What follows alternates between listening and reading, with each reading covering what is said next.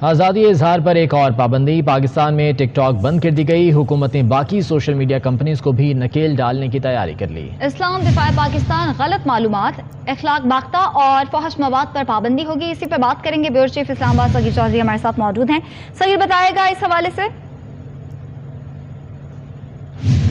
24 اور اس کے علاوہ سٹی 42 کے ناظرین کو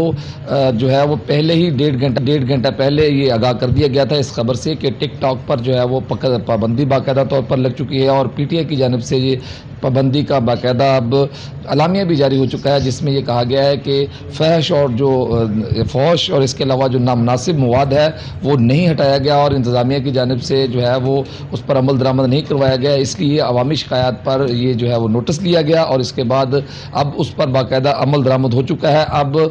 موبائل فون پر ٹک ٹاک جو اپلیکیشن ہے وہ غائب ہو چکی ہے، اور وہ اب بالکل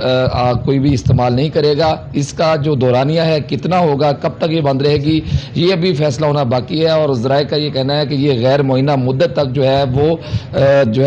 اس کے بند رہنے کا امکان ہے، چونکہ اس میں کورٹ کا بھی معاملہ آ سکتا ہے، اور کل جو ہے وہ